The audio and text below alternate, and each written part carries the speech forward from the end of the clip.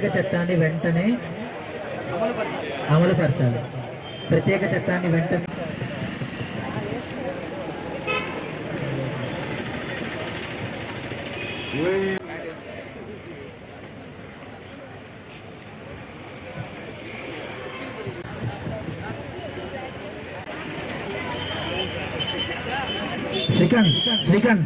శ్రీకాంత్ నీ వెనుకున్న వాళ్ళందరూ ముందు పంపివా.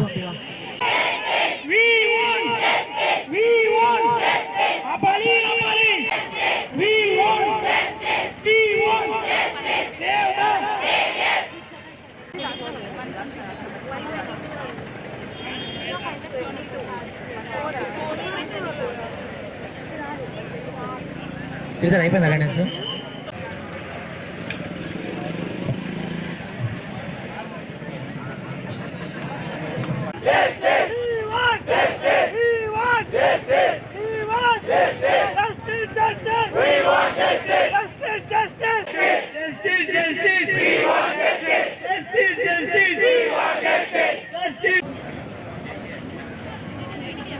Venu emergency medicine PG Venu.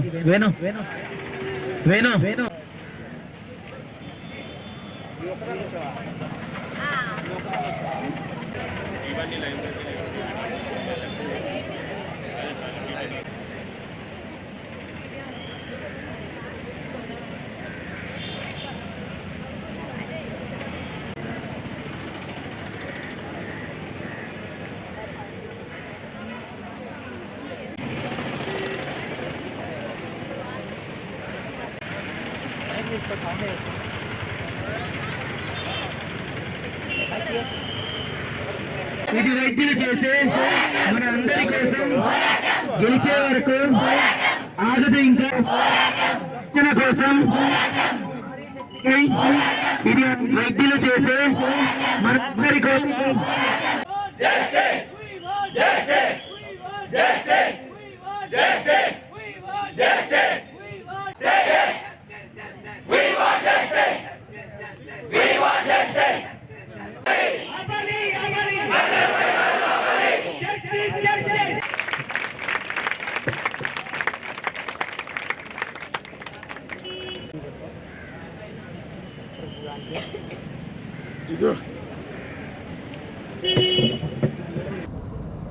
ఈరోజు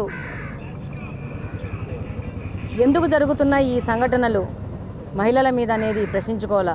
వైద్య వృత్తే కాదు, డాక్టర్స్లోనే కాదు, అమ్మాయిలు బయటికి వెళ్తే సేఫ్టీ లేని పొజిషన్ ఉంది.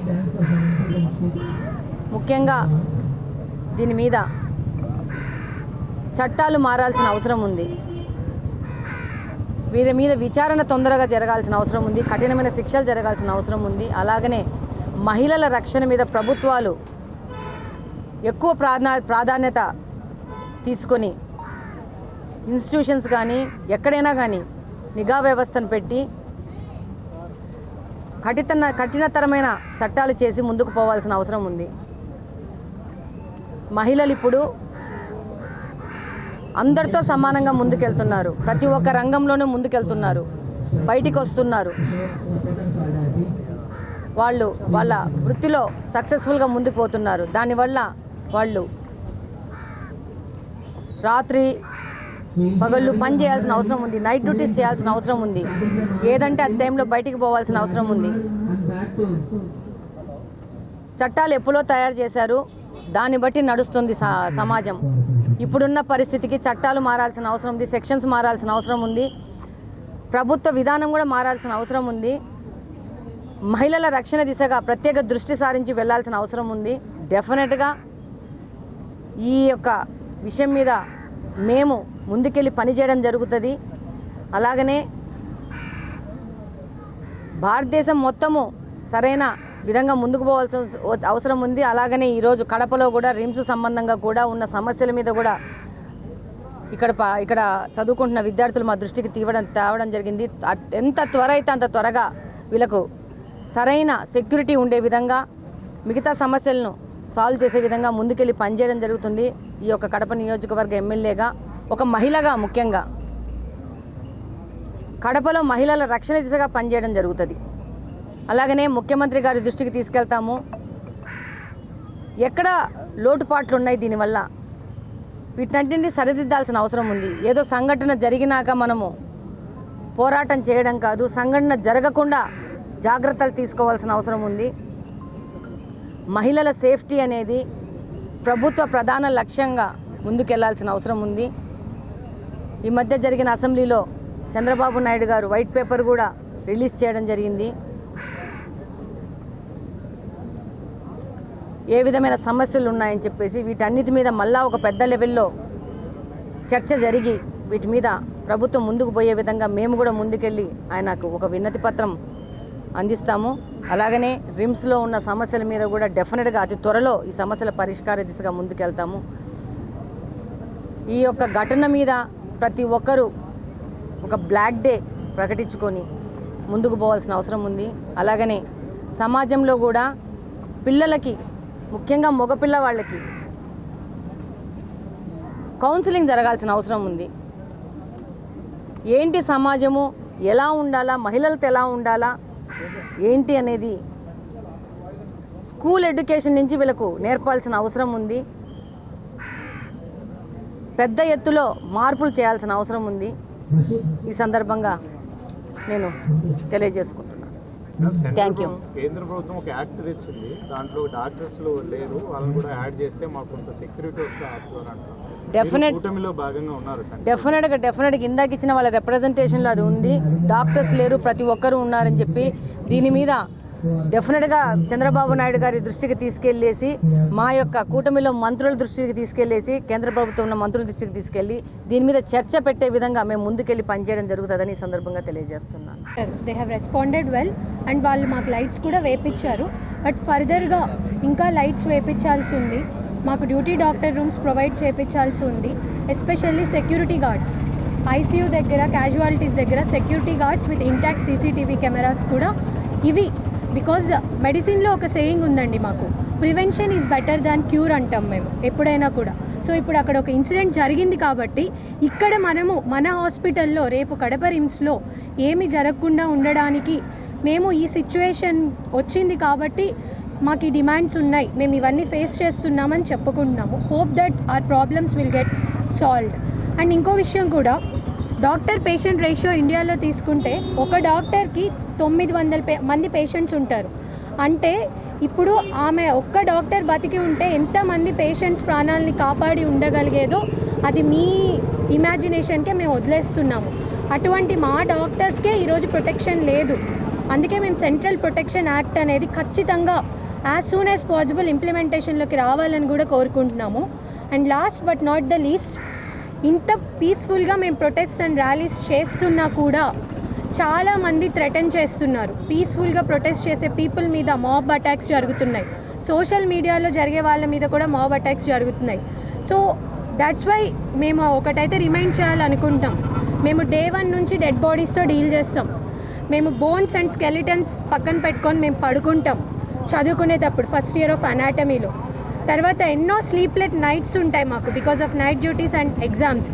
తర్వాత పేషెంట్ కొలాప్స్ అయితే బ్లింక్ ఆఫ్ అ సెకండ్ కూడా వెయిట్ చేయకుండా మేము జంప్ చేసి సిపిఆర్ చేస్తాం, పేషెంట్ని సేవ్ చేస్తాం.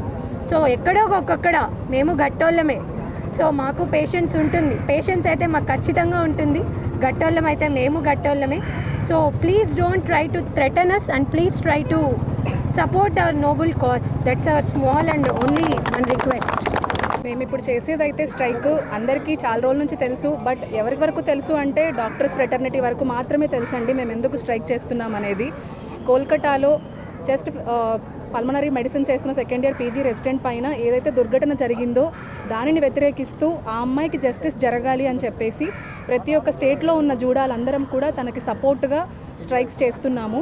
ఫస్ట్ ఎలెక్టివ్స్ మాత్రమే బాయ్కాట్ చేయాలనుకున్నాము. బట్ ఏమైందంటే 3000 మంది ఆ కాలేజ్లో ఆ రోజు వాళ్ళ మీద పడినప్పుడు వాళ్ళ స్టేట్ ఆఫ్ మైండ్ ఎలా ఉంటుంది, ఎంత భయపడి ఉంటారో మనందరికీ తెలుసు. దానికోసమే ఐఎంఏ వాళ్ళు కూడా మాకు సపోర్ట్గా వచ్చారు. మేము కోరుకునేది ఒకటే అండి, తను పడిన కష్టానికి జస్టిస్ దక్కాలి. ప్లస్ మాకు మా వర్క్ ప్లేస్లో సేఫ్టీ రావాలి, సెక్యూరిటీ పెంచాలి.